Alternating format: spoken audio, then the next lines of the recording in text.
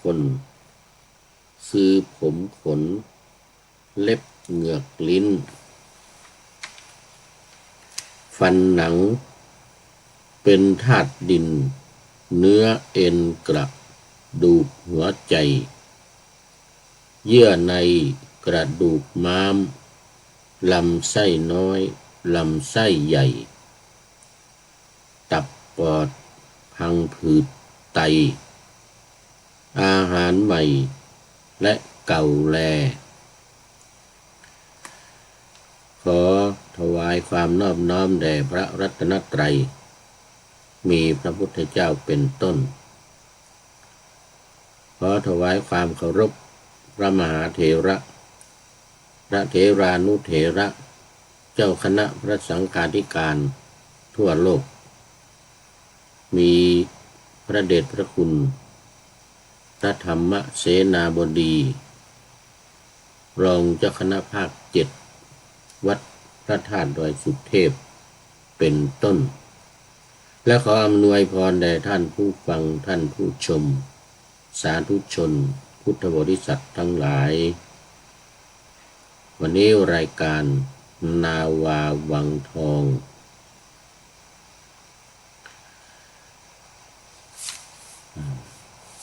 ภาคบ่ายภาคเช้าเราฟังกันไปแล้ว30 นาทีตอนนี้เต็ม1 ชั่วโมงในช่วงวันศุกร์เสาร์อาทิตย์นี่ก็จะมีภาคบ่ายด้วยทางวัดพระธาตุดอยสุเทพและวัดฝายหินพระธาตุดอยสุเทพก็จะเป็นบ่ายโมงวัดฝายหินบ่าย2 โมงก็ลิงก์เอากันทาง Facebook Live นะ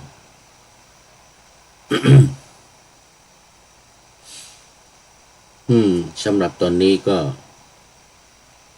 บันทึกเสียงล่วงหน้ามาจากวัดพระธาตุดอยสุเทพเยอรมนีวันนี้ขึ้นหัวข้อเก่าแต่ว่าเป็นลำดับที่2ลำดับที่1ของวิธีการปฏิบัติจากสำนักหรือสถานศึกษาธรรมดอยธรรมนาวาจังหวัดเชียงรายของเจ้าคุณอาจารย์ต้นหรืออาจารย์ทวีวัฒน์จารุวรรณูท่านเจ้าคุณลาด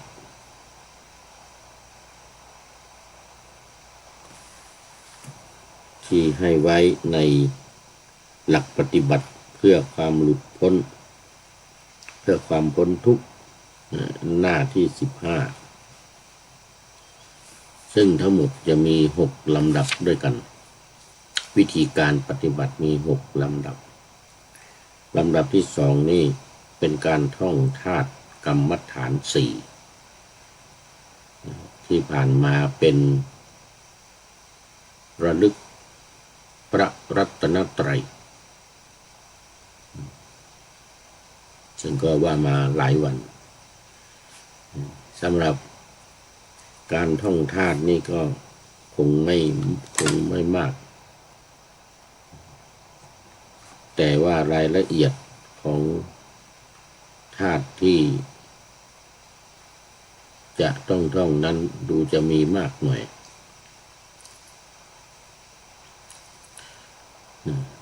ต้องเอาใจใส่ในการท่องหน่อย แต่อย่างธาตุดินธาตุน้ำธาตุลมธาตุไฟนี่เราท่องกันมานาน เหมือนว่าติดปากได้แต่สำหรับท่านที่เข้ามาใหม่หรือกำลังเริ่มฝึกใหม่นี่ก็ต้องตั้งอกตั้งใจท่องกันหน่อย เป็นก็รู้สึกว่าจะหนักอยู่จะยากอยู่อย่างธาตุดินนี่ผมขนเล็บฟันหนังเนื้อเอ็นกระดูกเนี่ยเราท่องกันมานานทางภาษาบาลีทางภาษาไทยทางภาษาบาลีก็เกสาโลมานะขาทันตาตาโจมังสังนะหารูอันนี้เราก็ว่ากันมานานแล้วมันก็ง่ายทั้งภาษาบาลีทั้งภาษาไทย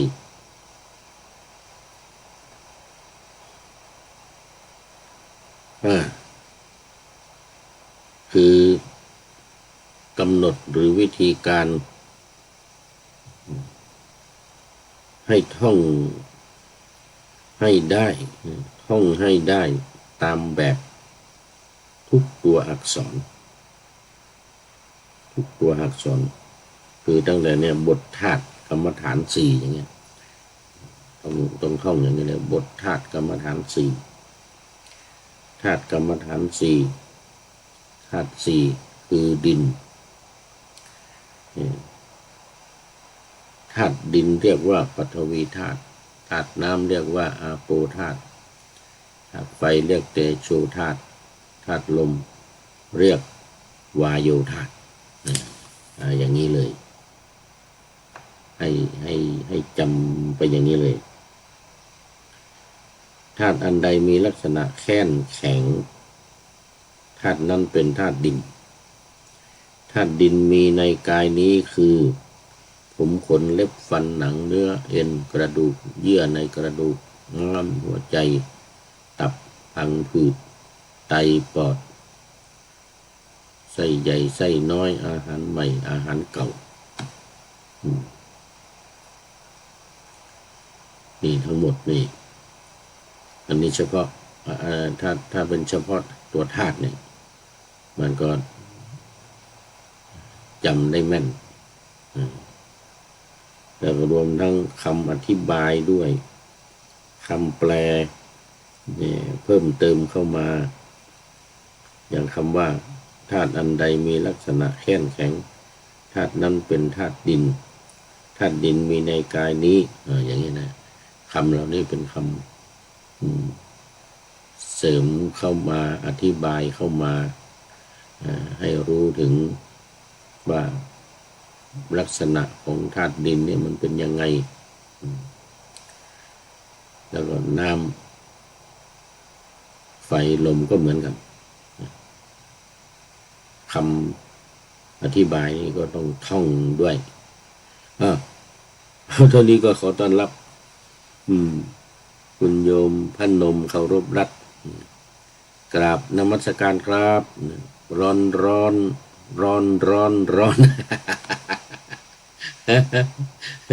โอ้ต่างกันเลยนี่ต่างกันเลยในทางอ่างทองไม่รู้ว่ากี่องศาแต่ที่นี่ตอนนี้ในขณะที่พูดอยู่เนี่ย0 องศากลางคืนที่ผ่านมา-1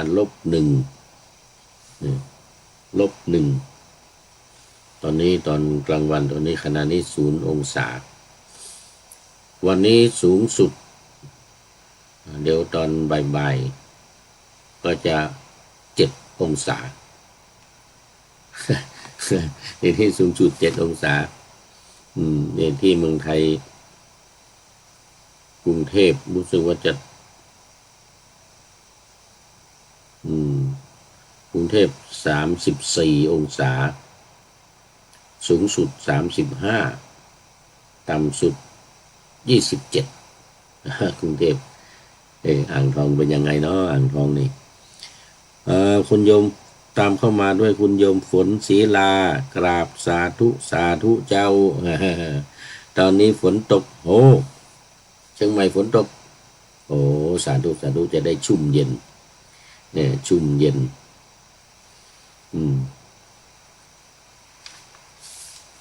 ชุ่มเย็นแต่เชียงใหม่ก็33นะเมฆเป็นบางส่วนโอ้มีฝนตกด้วยเชียงใหม่สูงสุด34ต่ำสุด23โอ้แต่มีฝนด้วยโอ้ดีมากดีมากตอนนี้ฝนตกเจ้าที่แม่แจ่มโอ้ที่แม่แจ่มโอ้แม่แจ่มแม่แจ่มแม่แจ่มก็ห่างจากตัวเมืองออกไปอุณหภูมิน่าจะลดลงของเชียงใหม่โดยรวมน่าจะเป็นอำเภอเมือง33องศาเซลเซียส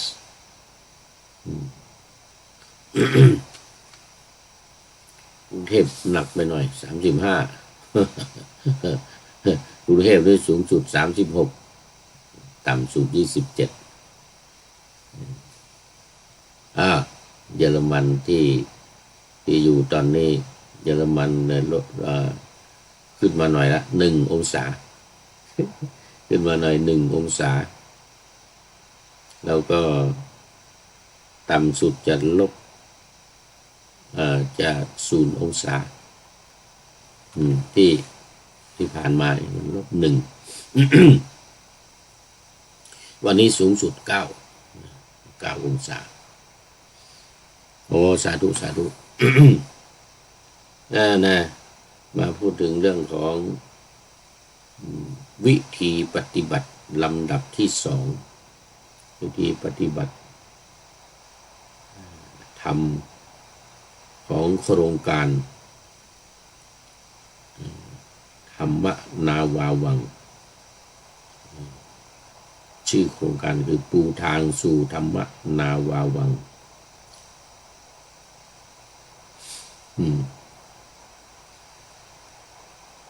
ลำดับที่1คือการระลึกถึงพระรัตนตรัยพระพุทธพระธรรมพระสงฆ์พุทโธเมสรณังวรังในภาษาบาลี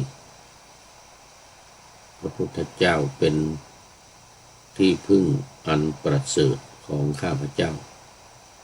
ธัมโมเมสรณังวรังพระธรรมเป็นที่พึ่งอันประเสริฐของข้าพเจ้าสังโฆเมสรณังวรังพระสงฆ์เป็นที่พึ่งอันประเสริฐของข้าพเจ้า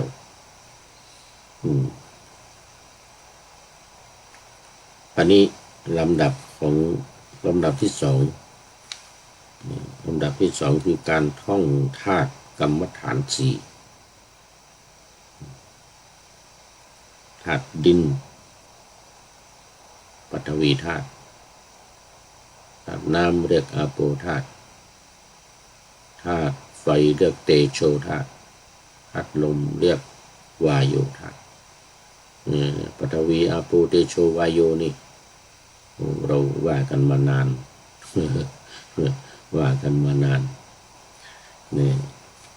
แล้วก็วันนี้ได้ปะหน้าธรรมาสไว้พูดถึงเรื่องของการท่องนี่นะในลำดับที่2ท่องบทธาตุกรรมฐานตามแบบทุกประการทุกตัวอักษรตำราธาตุกรรมฐาน4ปฐวีพระสุธาธาตุมีลักษณะแข็งแข็งนั้นเป็นธาตุดินที่มีในกายคนคือผมขนเล็บเหงือกลิ้นฟันหนังเป็นธาตุดินเนื้อเอ็นกระดูกหัวใจเยื่อในกระดูกม้ามลำไส้น้อยลำไส้ใหญ่ตับปอดพังผืดไต อาหารใหม่และเก่าแล อันนี้เฉพาะธาตุดินนะเฉพาะธาตุดินต้องจำให้แม่นยำ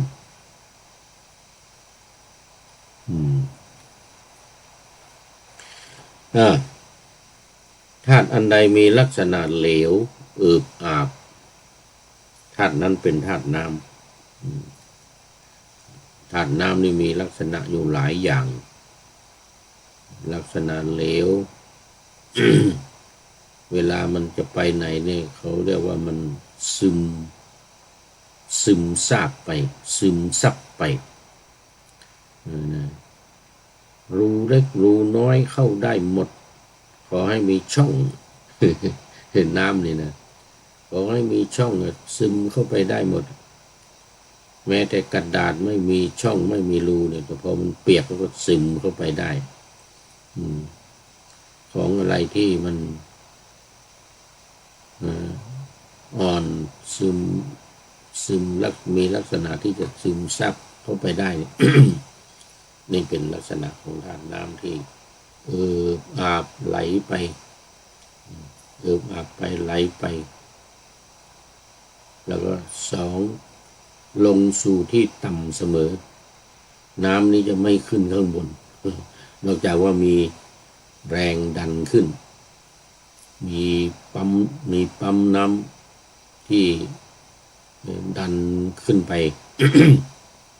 ก็ไปดันขึ้นไปข้างบนมันจึงจะขึ้นได้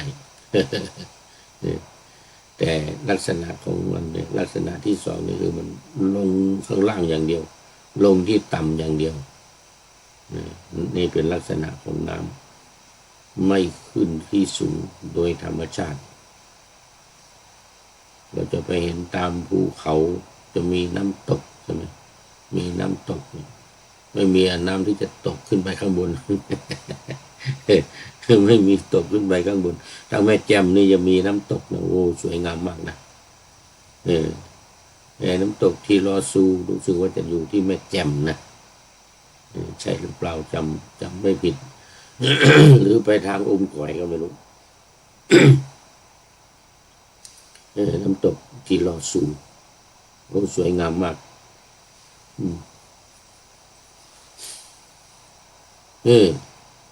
ลงข้างล่างลงที่ต่ำอันนี้เป็นลักษณะของน้ำสามน้ำมีลักษณะที่เสมอมีไม่สูงไม่ต่ำเช่นมันจะอยู่ในแก้วน้ำมันจะอยู่ในถังหรือแม้แต่อยู่ในห้วยหนองคลองบึงในทะเลในแม่น้ำนะลักษณะของข้างบนมันจะเสมอกันมันจะขึ้นลงอย่างนี้บ้างตามลักษณะของ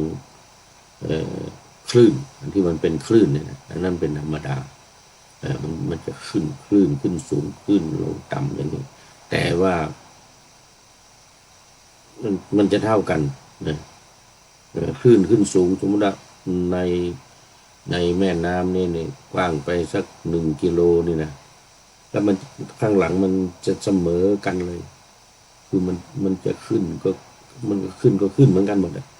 มันขึ้นเหมือนกันหมดจะไปอย่างนี้เป็นคลื่นไปอย่างนี้มันจะเสมอกันนี่เขาเรียกว่ามันมีความเสมอภาค มีความเสมออยู่ไหนนะอยู่ไหนมันจะมีความเสมอภาคของมัน นี่ลักษณะของน้ำต้องขอไปเสียงไม่ค่อยดีวันนี้อย่างที่เราวัดเช่นเขาเอาใส่ในหลอดเราจะในหลอด2 หลอดนี่ใช่ไหมไอ้หลอดเดียวนี่แหละสายเดียวแต่ว่าเอามาปากมันขึ้นมาอย่างนี้นะแล้วก็น้ำลงอยู่ข้างล่าง2 ข้างนี้กับข้างนี้จะเสมอกันมันอยู่ที่ไหนมันก็จะเสมอกันอย่างนี้เช่นมีหลอดมีหลอดยาวๆมีหลอดยาวๆที่เขาใช้วัดระดับตรงนั้นตรงนี้ให้มันข้างนี้เสมอกันกับข้างนี้อย่างเงี้ยผมใช้น้ำเนี่ยใส่ ลงมาในสายยางนี่นะลงมาในสายยางเนี่ยเอาสายทางนี้ขึ้นสายทางนี้ขึ้นเอาน้ำเขาใส่มันจะเสมอกันนี่ข้างนี้กับข้างนี้จะเสมอกันข้างนี้ต่ำข้างนี้สูงไม่ได้ไม่มีมันจะเสมอกันอย่างนี้เราเอาใส่ในขวดก็ตามขวดในขวดสมมติว่าขวดขนาดนี้ในขวดเนี่ยมันจะเสมอกันเนี่ยตามความมากความน้อยของน้ำนะตามความมากความน้อยของน้ำอยู่ในทะเลก็เหมือนกันนะเราจะมองไปไกลขนาดไหนสุดลูกหูลูกตาแต่มันจะเสมอกันในหลังของน้ำเนี่ยมันจะเสมอกันอันนี้เป็นลักษณะที่สามลักษณะของน้ำลักษณะที่สี่มีความชุ่มชื่นหรือชุ่มชื้นเย็นหรืออุ่นนั้นไปตามอุณหภูมิของอากาศอุณหภูมิของอากาศที่จะมาดันให้น้ำนั้นอุ่นหรือร้อนหรือเย็นอุณหภูมิลดต่ำลงมันก็จะเย็นเพราะนั้นลักษณะของมันคือเป็นลักษณะที่ชุ่มชื้นปกติของมันจะเป็นอย่างนั้นเอาตอนนี้ก็ธรรมชาติสัจธรรมกราบนมัสการขอรับพระครูจารย์ โอ้นานแล้วพระครูจารย์ไม่มาเนี่ยนะโอ้เป็นหลายเดือนนี่เป็นหลายเดือนเลยทีเดียวโอ้โมทนาเป็นอย่างยิ่งวันนี้โอ้เดี๋ยวเป็นตอนกลางวันเป็นตอนกลางวันนี่13:15แล้วนี่ เอาแล้วเราไม่ร้อนกับเขาบ้างเลยนี่ทางนครศรีธรรมราช นครศรีธรรมราชไม่ร้อนนะเป็นยังไงอุณหภูมิ พระครูจารย์เป็นสำนวนของภาคใต้ครูอาจารย์ใช่ไหม โอ้สาธุมันนานแล้วไม่ได้เข้ามานี่โมทนาเป็นอย่างยิ่ง ตอนนี้กำลังพูดถึงเรื่องของธาตุสี่ดินน้ำลมไฟที่เรารู้กันมานานแต่ว่าถ้าไม่นำมาพูดไม่นำมาเผยแผ่บรรยายนี่นะมันก็ลืมเหมือนกันนะมันลืมเหมือนกันไม่ว่าจะเป็นเรื่องน้ำเรื่องลมเรื่องไฟเรื่องอะไรต่างๆนี้ถ้าเราไม่มาบริกรรมไม่มาพูดคุยไม่มาบรรยายไม่มาท่องบนมันก็ลืมเหมือนกันเพราะว่ามนต์ที่ไม่บ่นเนี่ยทำให้ลืม สวดมนต์ทั้งหลายบทสวดมนต์ทั้งหลายก็เหมือนกันนะถ้าไม่ท่องไม่บ่นนะในไอ้โครงในโครงสี่สุภาพก็จะเขียนไว้ว่า7 วันว่างซ้อมดนตรีไว้นะโอ้ถ้าดนตรีเนี่ยถ้า7 วันไม่ได้ซ้อมไม่ได้ฝึกมันลืมคีย์ลืมโน้ตมัน มันจะลืมนั่นภายใน7 วันเนี่ยต้องได้ซ้อมสักครั้งหนึ่งถ้าเกิน7 วันไปนี่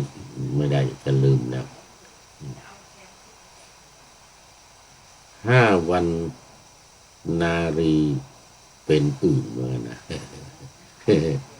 ไม่ได้ห่างกัน5 วันขึ้นไป6 วัน7 วัน8 วันไปนี่ลืมแล้วจะเป็นอื่นไปหมายถึงนารีผู้หญิงนั่นแหละห่างกันนานไม่ได้5 วันนารีเป็นอื่น 3 วันนี่มีอะไรอีกสักอย่างหนึ่ง 3 วันอีกสักอย่างหนึ่งแต่วันหนึ่งไม่ล้างหน้าอับเศร้าหมองสีวันหนึ่งไม่ล้างหน้านี่อับเศร้าหมองสีอันนี้เป็นปกติตื่นเช้าขึ้นมาก็ต้องล้างหน้าแปรงฟันถ้าไม่ล้างหน้าไม่แปรงฟันก็หน้าเศร้าหน้าดำมันไม่สดใสไม่สดใสแล้ว3 วันนี้อะไรนะ3 วันจากนาลีเป็นอื่นโอ้นี่3 วันเลย10 วันว่างซ้อมดนตรี5 วันโอ้ขาดไปอย่างหนึ่ง เนี่ยเห็นไหมมันเท่าแก่อายุมากเนี่ยมันลืมอย่างเงี้ยนะมันลืม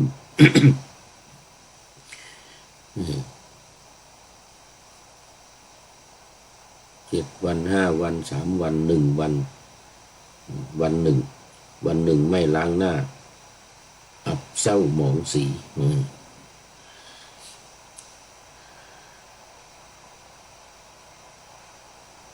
มีใครจำได้บ้างบอกมาเด้อ 5 วันนี่นะ5 วัน3 วันวันหนึ่ง7531 7531 7 วันว่างซ้อมดนตรีไม่ได้ดนตรีนี่ไม่ได้ต้องซ้อมอยู่ทุกวันบ่อยๆ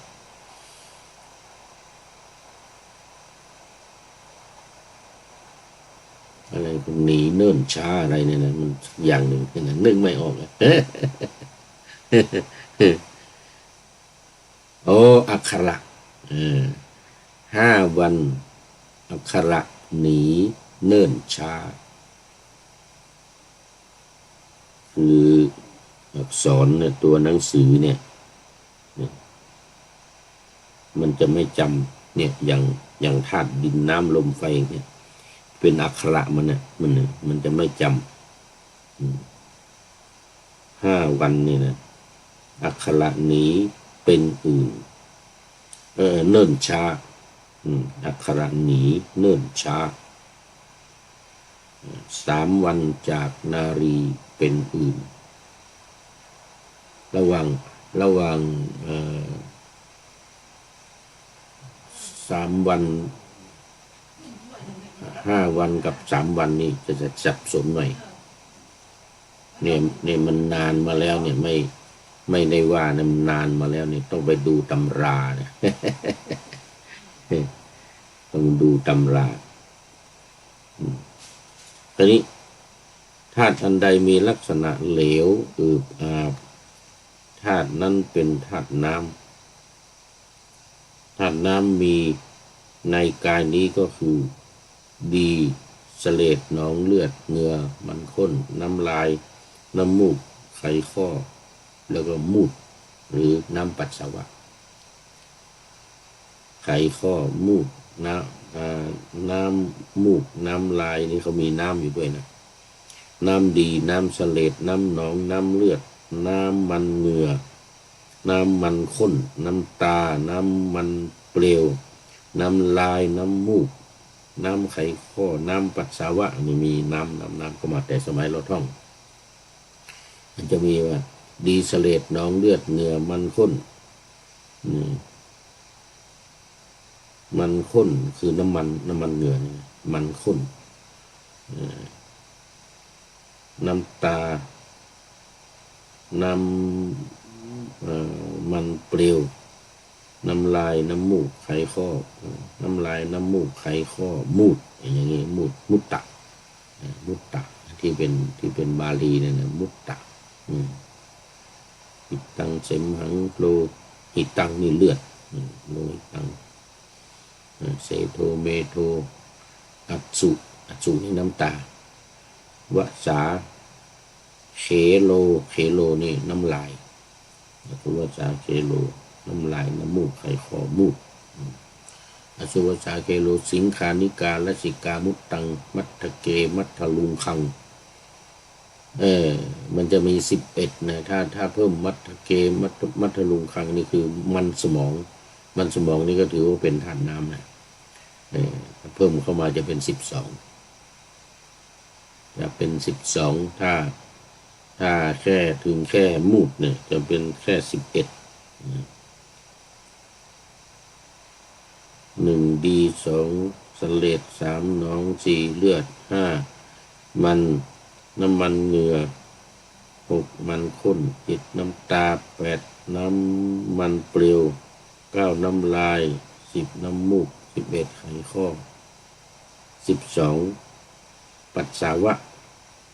โอ้มี12เนี่ยมัทธลุงคังมันสมองถือว่าเป็นของแข็งเป็นธาตุดินเป็นธาตุดินปกติถ้าเราว่าเฉพาะผมขนเล็บฟันหนังเนื้อเอ็นกระดูกเยื่อในกระดูกม้ามหัวใจตับพังผืดไตปอดลำไส้ใหญ่ลำไส้น้อยอาหารใหม่อาหารเก่าจะมี20อันนี้ถ้ามันให้เป็น21นี่ต้องเพิ่มมันสมองเข้ามาสมองของเราเนี่ยมันจะแข็งหน่อยมันจะแข็งก็ถือว่าเป็นธาตุดิน สมองมันสมองเนี่ยเขาเรียกอ่องอเนี่ยนะ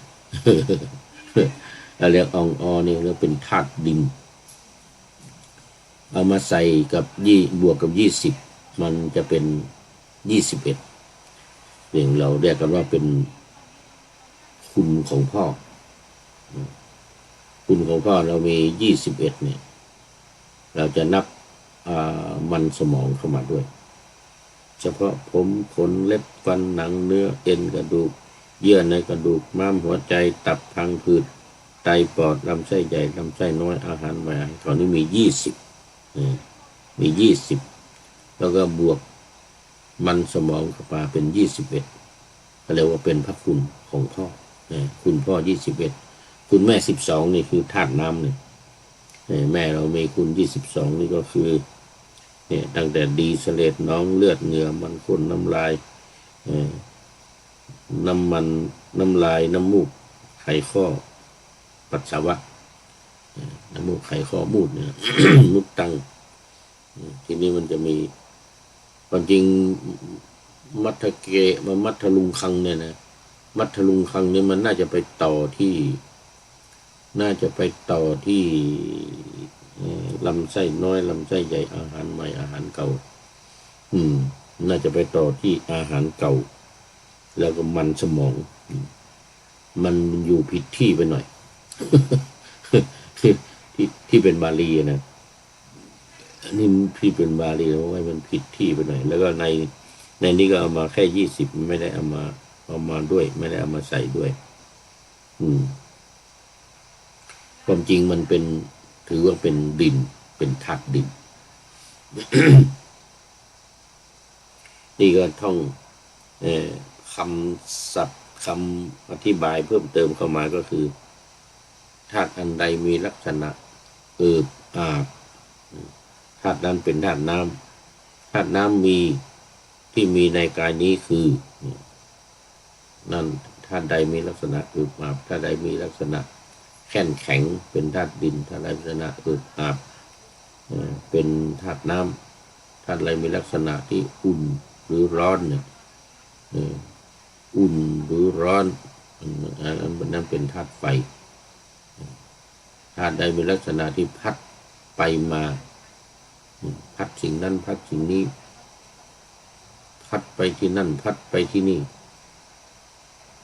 ยิ่งพายุใหญ่นี่แล้วว่าโอ้เป็นพัดแรงพัดไปมาหรือแม้แต่อ่อนไหวที่มันเอ็นไปเอ็นมานั่นก็เป็นเพราะลมนะเป็นลักษณะของลมเขาเรียกมันพลิ้ว ลมนี่มันพลิ้วไหวไปมานี่เหมือนชื่อของผู้พูดนี่เนี่ยเขาเรียกว่ามันไหวภาษาอังกฤษเรียกว่า breeze breeze คือมันจะเอียงไปเอียงมาตามเพราะว่าลมพัดยอดไม้หรือใบไม้หรือกิ่งไม้อะไรเนี่ยอันจะเอ็นไปเอ็นมาไหวไปไหวมาอย่างนี้นี่ก็เป็นลักษณะของลมลักษณะของลม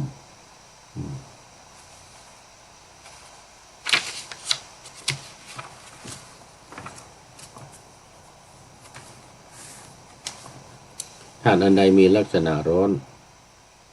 หรืออุ่นธาตุนั้นเป็นธาตุไฟธาตุไฟที่มีอยู่ในการนี้คือไฟที่ทำกายให้อบอุ่นไฟที่ทำกายให้ทรุดโทรมไฟที่ทำกายให้กระวนกระวายไฟที่ทำอาหารให้ย่อยหรือว่ายังก็ได้ใช้คำว่ายังไฟที่ยังกายให้อบอุ่นไฟที่ยังกายให้ทรุดโทรมไฟที่ยังกายให้กระวนกระวายไฟที่ยังกายให้ไฟที่เผาอาหารให้ย่อยอย่างนี้แต่ในที่นี้เขียนไว้ว่าไฟที่ทำกายให้อบอุ่นไฟที่ทำกายให้ทรุดโทรมอย่างเวลาธาตุไฟจะทำงานในเวลาให้ร่างกายเราทรุดโทรมเวลาเป็นไข้เวลาเป็นไข้หรือเวลามีอาการท้องร่วงธาตุไฟเนี่ยจะทำให้ร่างกายของเราเนี่ยสู้ผอมก็เรียกว่าให้มันทรุดโทรมขึ้นอยู่กับธาตุไฟนะให้ร่างกายเรานี่ทรุดโทรมเวลาเราเป็นไข้เนี่ยจะผอมเวลาเป็นไข้เวลาท้องร่วงเวลาท้องร่วงนี่นะทำให้ทรุดโทรมทำให้กระวนกระวายนี่ก็คือธาตุไฟเหมือนกันทำให้ร้อนอกร้อนใจทำให้มีความกระวนกระวายในใจมีเรื่องนั้นเรื่องนี้เกิดขึ้นทำให้ใจเราเนี่ยกระวนกระวายเป็นห่วงกังวลนี่นะนี่แหละเป็นลักษณะของไฟที่ทำให้เราเนี่ยทำให้ใจของเราเนี่ยรุ่มร้อนทำให้ใจของเรารุ่มร้อนอันนี้เป็นลักษณะของธาตุไฟก็คือ1ทำให้กายเราเนี่ยอบอุ่น2ทำให้ทรุดโทรม3ทำให้กระวนกระวาย4ทำให้อาหารย่อยทำอาหารให้ย่อยหรือเผาอาหารให้ย่อยในท้องของเราที่รับประทานอาหารเข้าไปเนี่ยนะมันจะมีไฟมีธาตุไฟที่อยู่ข้างในเนี่ยมันไม่มีเปลว แต่ว่ามันมีความร้อนเนี่ยมันมีความร้อนมันเผาอาหารของเราย่อยอาหารย่อยอาหารทำอาหารให้ย่อยเผาอาหารให้ย่อยเรารับประทานอาหารเสร็จเนี่ยต้องปล่อยให้มันทำหน้าที่ของมันไฟทำหน้าที่อยู่ในท้อง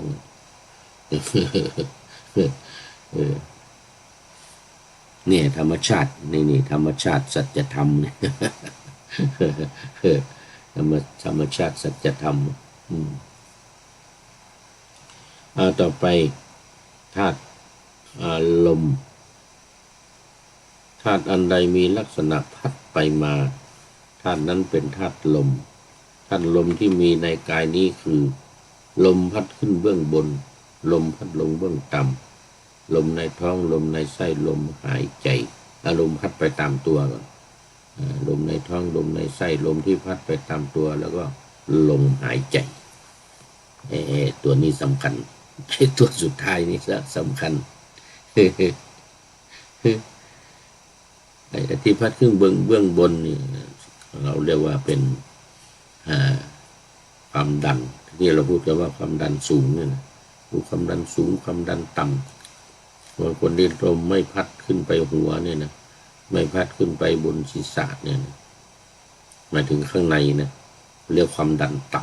ำมักจะวูบมักจะเป็นหน้ามืดวูบอันนี้คือลมที่พัดขึ้นเบื้องบนถ้ามันไม่ขึ้นเดี๋ยวข้างในตัวเราเนี่ยในขึ้นไปบนศีรษะเนี่ยมันไม่พัดขึ้นไปเนี่ยลมข้างในเนี่ยก็เรียกความดันต่ำคือมันดันขึ้นไปข้างบนความดันต่ำแต่อย่างผู้พูดนี่ความดันสูงความดันสูงนี่นานแล้วนี่ไม่ได้วัดนี่ไม่ได้วัดความดันนี่ไม่ได้เอามาด้วย ไม่ได้เอาเครื่องมาด้วยปีที่แล้วที่ก็เอาไว้ที่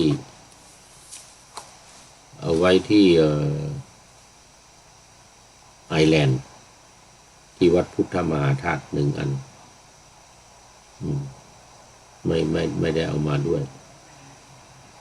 แต่ว่าที่อยู่ที่วัดที่เมืองไทยนู้นก็มี1 อันไม่ได้เอามา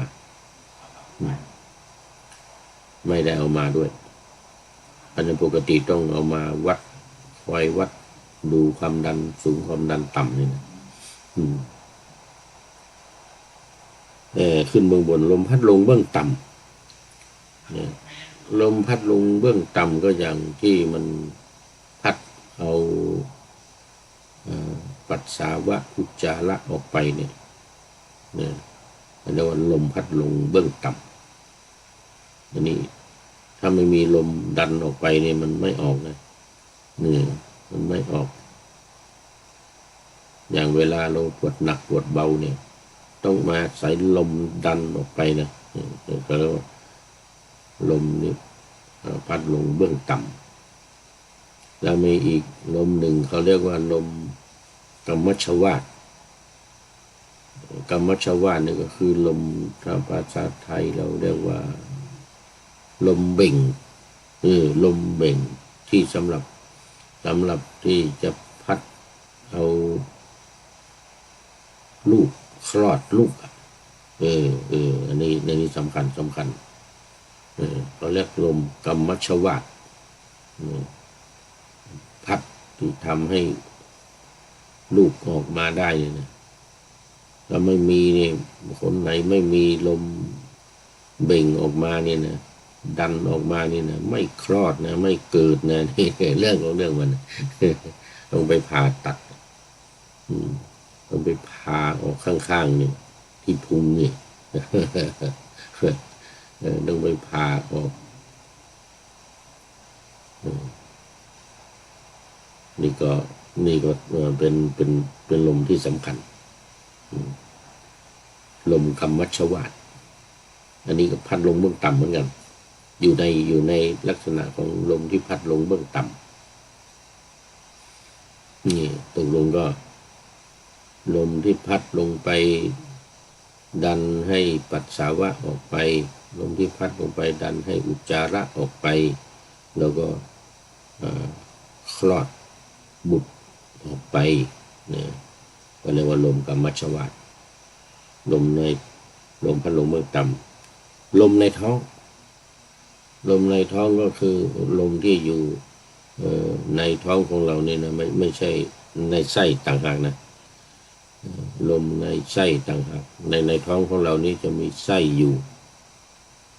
มีตับไตไส้พุงอะไรต่างๆนี่อยู่อันนี้เรียกว่าในท้องอันนี้ลมในไส้นี่ก็อยู่ข้างในเข้าไปอีกในกระเพาะอาหารในลำไส้ของเราที่ดื่มน้ำลงไปที่รับประทานอาหารลงไปนี่เขาเรียกว่าเป็นลำไส้ มันจะมีลมอยู่ในกระเพาะอาหารเนี่ยเรียกว่าลมในลำไส้หมดเลยทั้งในกระเพาะด้วยแล้วก็ลมพัดไปตามตัวไปถึงข้างนอกนะข้างนอกเราต้องมีลมเนี่ยอยู่ในตามตัวของเราเนี่ยเรายกแขนขึ้นได้เนี่ยต้องอาศัยลมนะเนี่ยยกได้อย่างนี้เนี่ยถ้าไม่มีลมนี้ยกไม่ได้เรียกว่ามันพัดไปตามตัวของเราลมมันพัดไปตามตัวแล้วก็สุดท้ายลมหายใจลมหายใจ1 2 3 4 5 6ลมนี่มี6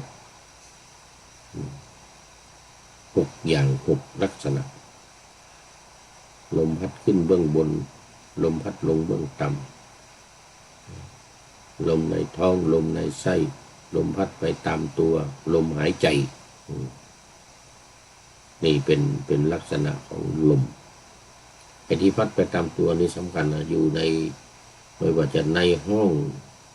ข้างนอกห้องหรือว่าที่ต่างๆต้องมีลมตลอดเขาเรียกว่าอยู่ในชั้นถ้าอยู่ในชั้นบรรยากาศเหนือขึ้นไปที่ไม่มีลมเนี่ยนะอย่างที่เขาเอาดาวเทียมไปวางไว้นอกโลกเขาเรียกว่านอกชั้นบรรยากาศมันไม่มีลมเอาวางไว้ยังไงก็วางอยู่อย่างนั้นเราจะไม่สามารถถ้าเราออกไปนอกโลกออกไปนอกชั้นบรรยากาศของลมนี่นะมันจะยกแข้งยกขาอะไรไม่ได้นะมันจะยกแข้งยกขาได้มาในกระพริบตาก็ไม่ได้นะไม่ได้จะกระดุกกระดิกอะไรก็ไม่ได้นิ่งอยู่เนี่ยจะนิ่งอยู่อย่างเงี้ยมันกระดุกกระดิกอะไรไม่ได้เป็นลักษณะของลมเรียกว่าลมพัดไปตามตัวของเราลมพัดอยู่ในที่ทั่วๆไปเนี่ยเราไปทางไหนมันก็จะมีลมอยู่อันนี้เป็นลักษณะสำคัญเพราะงั้นเราเดินไม่ได้นะเดินไม่ได้ยกแข้งยกขาไม่ได้อ้าปากอย่างนี้ก็ไม่ได้นะจะอ้าปากกระงับอย่างนี้ไม่ได้นะถ้าไม่มีลมเลยนะยกมือยกเท้าไม่ได้ทั้งนั้นถ้าไม่มีลมอันนี้เขาเรียกว่าลมพัดไปตามตัวของเราแล้วก็ลมหายใจสุดท้ายนี่สำคัญที่สุดไอ้ลมหายใจนี่นะถ้าไม่มีลมหายใจเนี่ยตายนะเหมือนหลวงพ่อวัดพระสิงห์ว่าหลวงพ่อพระธรรมสิทธาจารย์ยังไงเดี๋ยวก่อนธรรมะอะไรสักอย่างลืมชื่ออะไรเนี่ยเท่าแก่มาแล้วมันลืมอย่างนี้เนี่ยบอกว่าลมเนี่ยสำคัญมากกว่านั้นเข้าไปแล้วไม่ออกมาตายเนี่ยแล้วเราออกมาแล้วไม่เข้าไปอีกก็ตายว่างั้นหลวงพ่อหนูวัดพระสิงห์นี่นะพูดนะคำเราฟังแล้วก็คำหลวงพ่อพูดนี่นะออกมาไม่เข้าไปตายนะเข้าไปแล้วไม่ออกมาตายนะเพราะนั้นจะต้องเข้าออกนั่นลมหายใจนี่นะต้องเข้าแล้วก็ออกเข้าแล้วก็ออกอยู่ตลอดสุดอันนี้สำคัญที่สุดเลยอันนี้สำคัญที่สุดอื่นๆก็สำคัญเหมือนกัน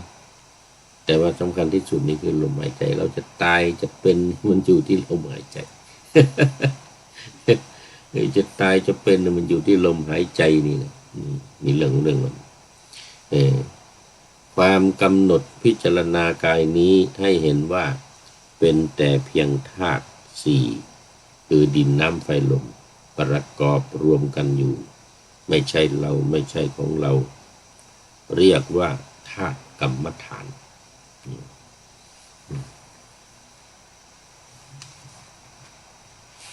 ลักษณะของเนื้อเอ็น